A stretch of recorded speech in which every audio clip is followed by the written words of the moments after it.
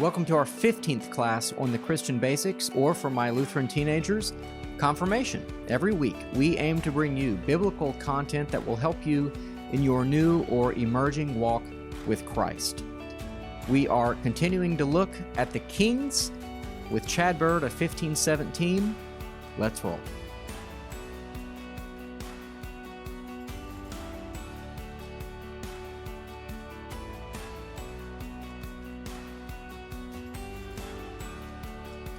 All right, well, I'm joined again by Chad Bird of 1517, a wonderful Lutheran ministry and source of resources. So go to 1517.org, lots of podcasts to listen to. Really, we're hitting just the very, very highlights of the Kings in the Bible. But if you want podcast material that goes deep into these stories, almost verse by verse, that would be a great place to go. So Chad is a Hebrew scholar, an Old Testament scholar, and so I'm very, very fortunate that he's joined me for this Confirmation and Christian Basics video series to look at the Kings. So we've done one video, Chad, where we looked at the Kings, the anointing of the Kings, and the beginning of Israel wanting a king and getting kings, we've made our way up to David, and David, his heart is often, maybe not always, but often in the right place. And so he says to Yahweh, to the God of the universe, but certainly the God of the Israelites, I'm going to build a house for you. And remember, why was that needed? Well, remember, from the time of the Exodus all the way into this time, they had a tabernacle, which is sort of like a portable, large tent, and that is where they performed their religious ceremonies, sacrifices. So you're talking about the Levitical priests and all the kinds of sacrifices, and burning grain on altars, and killing bulls, and shedding blood, and I mean, it was a whole thing. So, so it does make sense that at some point they needed a permanent structure. So God is like, well, sure, that sounds good, right? Yeah. Well, when David wants to do it, the prophet that he speaks to first says, "Yeah, go for it. That sounds great." And then that night, God informs the prophet that he was a little bit too gung-ho about saying yes. So the prophet has to come back to David and say, no, that's not what God wants. And like you say, David's heart's in the right place. David's more like, hey, it's like it just kind of dawns on him. He's like, you know what? Yeah. I live in a house and God's living in a tent. This isn't right. Yeah. I want to build a house for him. And anyway, the prophet ends up speaking these words of God to David, that, okay, here's what we're going to do. You're not going to build a house for me. I'm going to build a house for you, David. Now, what he means by house is he is going to establish the throne of David so that he's going to have a dynastic house, meaning that his son will reign, and then his grandson and his great-grandson. So all of David's heirs will reign on his throne. That's part of what is promised to David.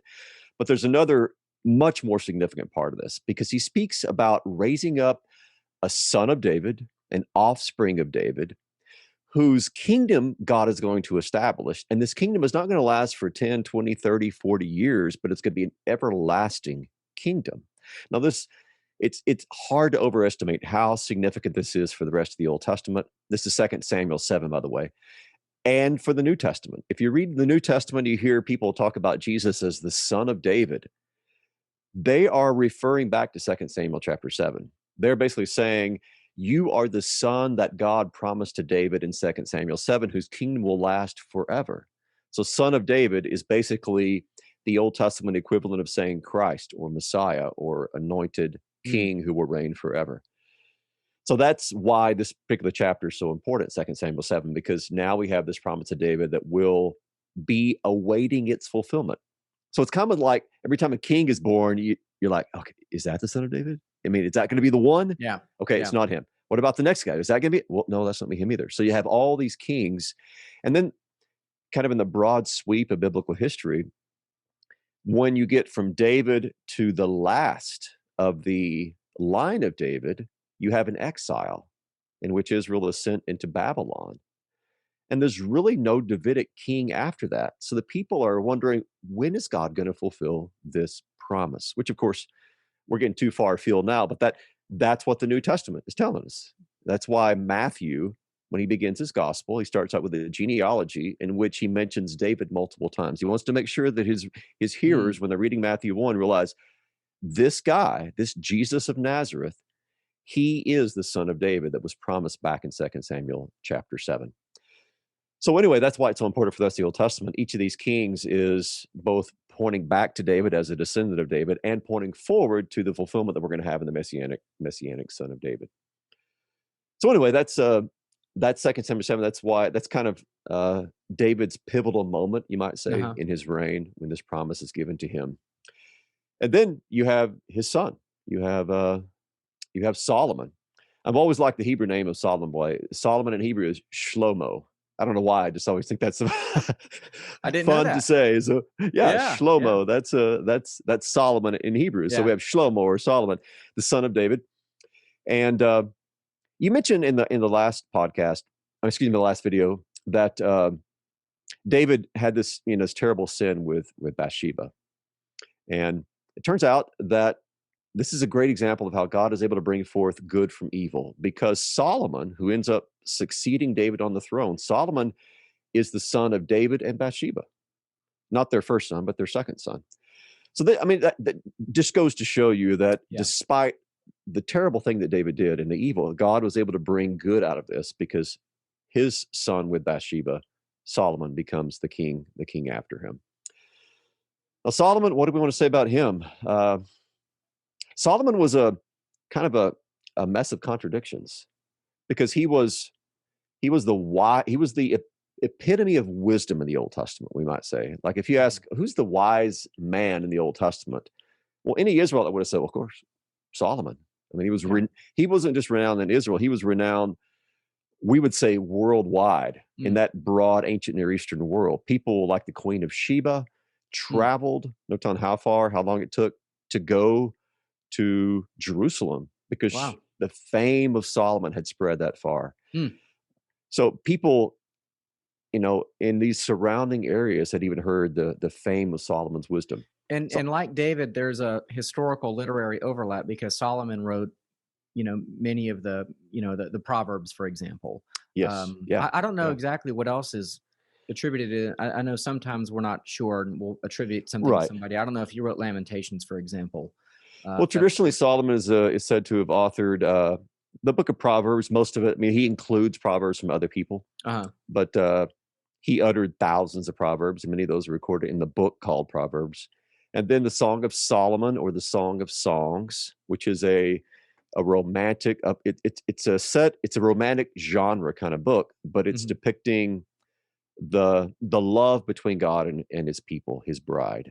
So Proverbs, Song of Solomon, and then he's also traditionally said to have written Ecclesiastes, which is a closest thing we have in the Old Testament, kind of a philosophical reflection upon the vanity, the shortness, the passingness, we might say, of earthly life, and how it's much more important to cling to the Word of God than the passing things of this life. Yeah. So, yeah, you're right. He had the literary heritage too. Yeah, we should tell at least maybe the most famous story of Solomon's judicial wisdom, where you have two women arguing over whose child is whose. Tell that story real quickly. It might be one. I mean, it's in our everyday language, Yeah, that's true. That's true. Yeah. Basically, I had two women who lived together, and they each had a baby about the same time. And then one night, the baby of the one woman died, and this woman then switched the babies, basically. So she gave her dead baby to the other woman, and then she took the living baby for herself. And then, of course, they have a dispute, whose is whose. And so both women come to Solomon, and they both present their case. One says, the living baby is mine. The other one says, no, the living baby is mine. And so Solomon says to one of his servants, draw your sword out, cut the baby in half, give half to one woman, half to the other woman. And of course, he's just setting up a scenario where he knows wisely what will happen. Because what happens is the true mother of the living child said, no, don't do that. Just go ahead and let her have the living child. And when she said that, because she spoke out of compassion and love, maternal love, Solomon said, no, give the baby to her. That is its mother. So that was a Yeah. renowned example of how Solomon was able to. I mean, he was a psychologist there too, right? I mean, he was Mhm. wise. He understood kind of the way that people work, and so he knew what kind of scenario to create in order to demonstrate who the true mother really was. Yeah. Yeah. Now, Saul is also, or Solomon rather, is also famous for having a lot of wives and concubines. Yes. Maybe explain what a concubine is a little bit, because it's one of those weird words people Yeah. may not hear much, and what's maybe a good reason not to have, and especially as polyamory and things like that is more popular these days, and soon will probably Sure. be pushed for legally. As we continue to understand marriage, people will actually look at Old Testament characters like David and Solomon, and they'll say, Yeah. "How can Christians oppose, polyamory or polygamy or something when it's in the Old Testament?" That's a maybe for another day. But this seemed to be a problem that Solomon had with all of his wives and concubines. So why so many? Yeah, so you're right. This was a problem with Solomon and David. His father had the same issue, as did almost all the other kings after them. So first of all, what is a concubine? A concubine is basically a co-wife in the Old Testament. So you would have your wives, and then you have co-wives, and the basic purpose of having the co-wives, besides I guess sexual fulfillment for these kings, would be to raise up all these offspring who would be the king's offspring. So the idea was it was sort of a in the ancient world, it was a symbol of power and wealth and prestige. So they would we I don't know if it's an acceptable term to talk about a trophy wife, but you will hear that expression sometimes. Well, for the kings, like having all these wives, having a huge harem was like a trophy, basically. It was them, it was an expression of their ego, we might say. So David did that, Solomon did that, kings in general did that. And one of the purposes, of course, was to raise up all these offspring. But the problem with that is, well, there's several problems. First of all, this was never what God wanted. He gave Adam and Eve to one another, one husband, one wife. But the other problem was, just politically speaking, you got a king with all these heirs, these male heirs. Who's going to be the true heir? So what you see as sort of the fruit of this foolishness, the fruit of these of this polygamy, is a lot of times when a king dies, there's a whole lot of other people that die as well, because all these sons are fighting for the throne, and that brothers are murdering brothers because they're all trying to jockey in a position to be the one who becomes the true heir. But another problem with specifically Solomon is that he was creating political alliances by marrying the princess of this country and the princess of that country, and trying to, of course, create these peaceful treaties with the surrounding nations. Okay, we can understand that politically, maybe, but what happened is when he married these women and brought them to Jerusalem to be his wives, they brought their religions with them. And so they wanted to worship their own God.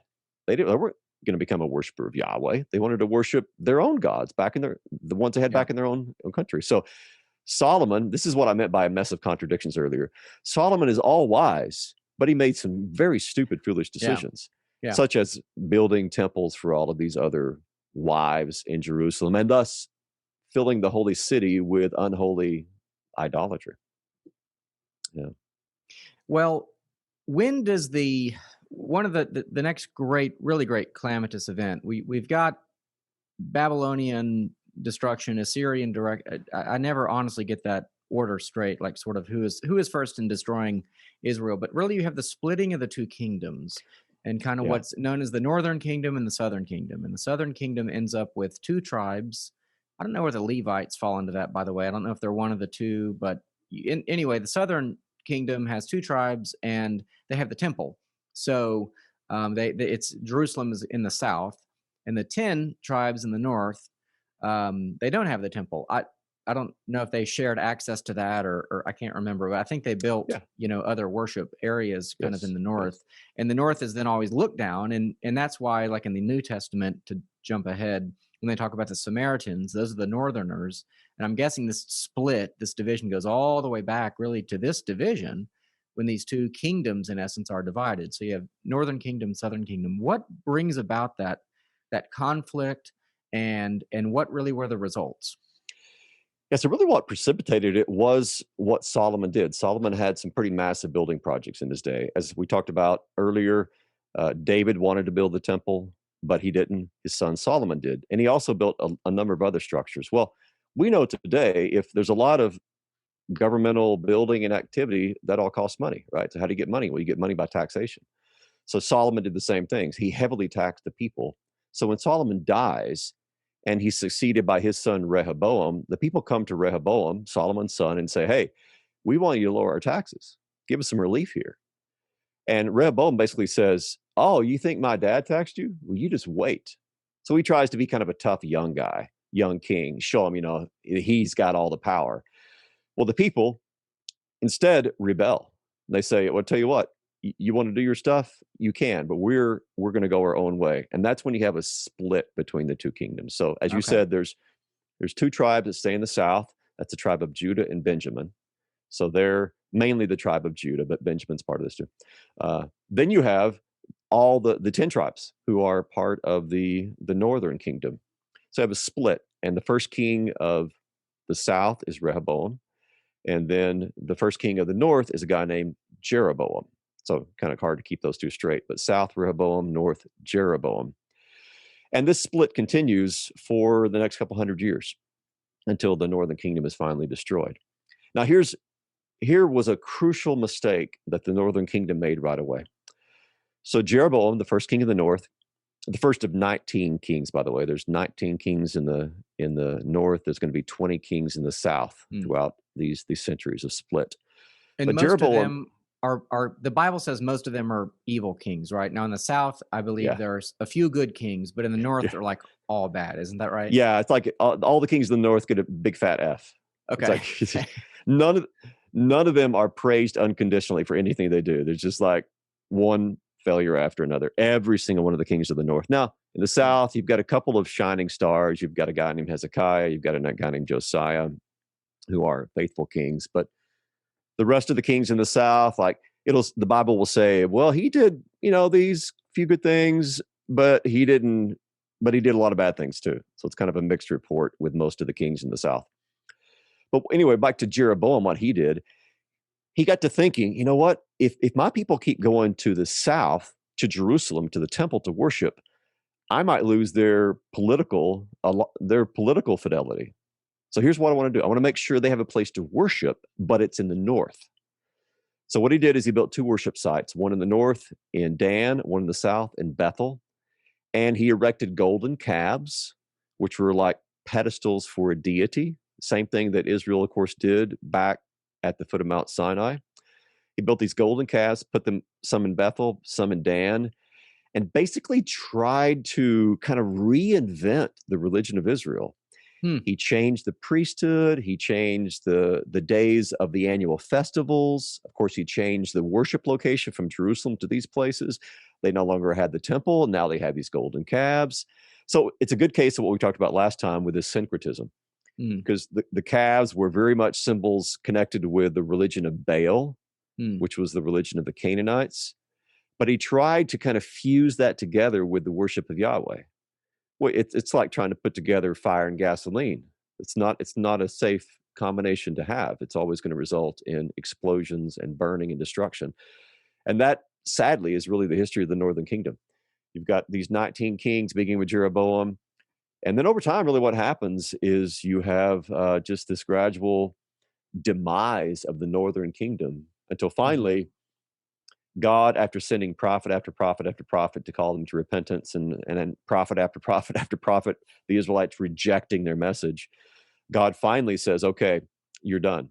And so he sends the world power of the day, which was the kingdom of Assyria, into the northern kingdom. They wipe out the entire population, wipe out the military might of the northern kingdom. They wipe out the city of Samaria, the capital city, and then they take the remaining people into exile. So if you've ever heard of the 10 lost tribes of Israel, that actually is the origin of this. In 722 BC is when they were shipped off to kind of just be spread out among the peoples of Assyria. Yeah. So, and as a small note, but people might wonder, why do we call people who are still the remnant of this tradition of the Old Testament, the Hebrew? I usually will say the word Hebrew persons Hebrew people, Jews. Well, in the southern kingdom, you said that it was mostly the tribe of Judah that remained, and Hmm. so and some of Benjamin. So that area just is called Judah.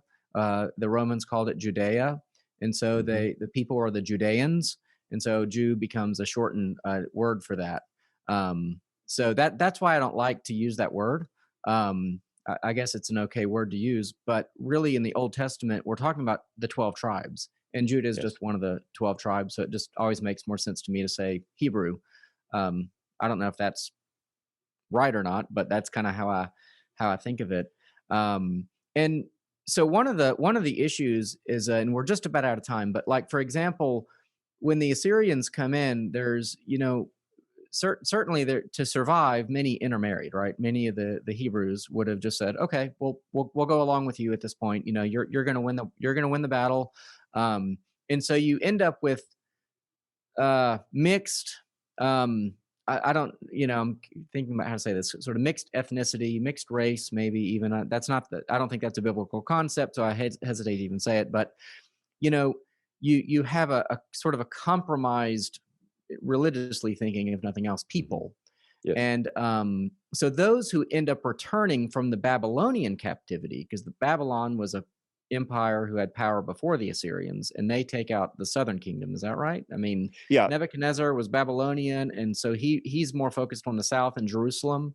Right, right. It would be subsequent to the Assyrians, though. So the Assyrians to take out the northern kingdom, and then in 586, so a couple of centuries later, the southern kingdom is destroyed by the Babylonians. Oh, But okay, yeah. So gotcha.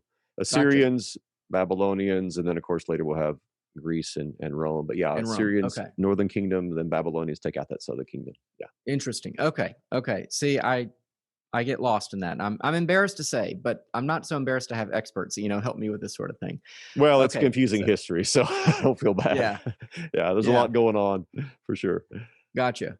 Well, one of the lessons too might be something like, had these two kingdoms not fought against one another, they could have maybe held off invasions from Assyrians and later Yes. Babylonians. But they were so busy fighting one another that they had lost. I would say they lost the protection of God. Of course, I mean God is a Hmm. military provider and protector of the people of God, but they certainly lost the ability, just the practical ability to wage war effectively, and so that was part of their judgment.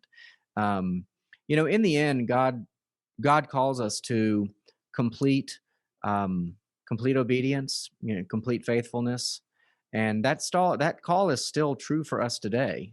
For those of us who would be disciples of Christ, Jesus makes it clear, it's if you want to be my disciple, then pick up your cross and follow me. And that's a sacrificial following of Christ.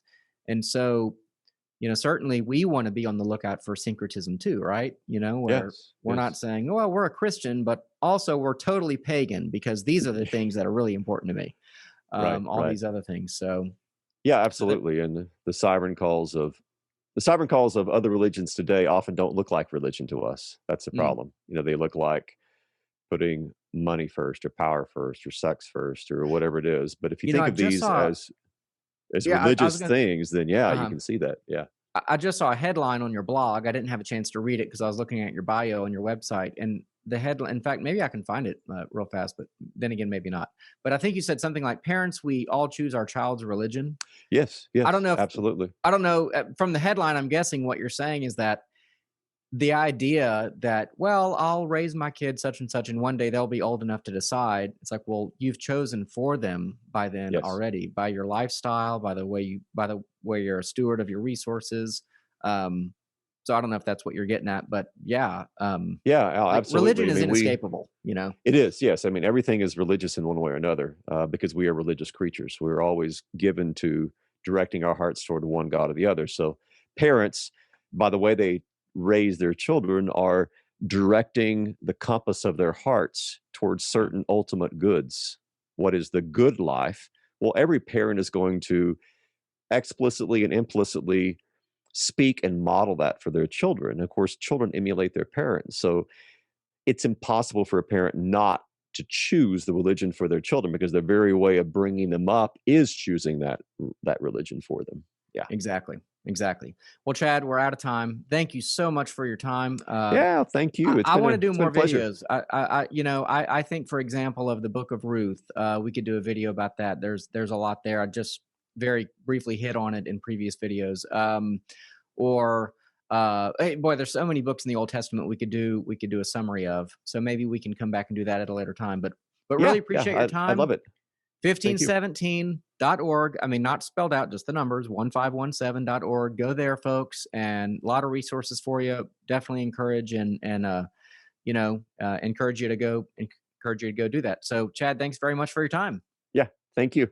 Okay. Well, I hope you enjoyed that look at the Kings with Chad Bird. Definitely check out 1517.org to get a lot of great resources for more in-depth teaching at a very accessible level. They got a great group of teachers there, and you'll find it really helpful. So thanks again to Chad for giving of his time for this project. Hope you learned a lot about the Kings. Next week, we're going to be looking at Daniel, who ended up in exile in Babylon. And then after that, we'll be looking at the return to Israel. But until next time, take care.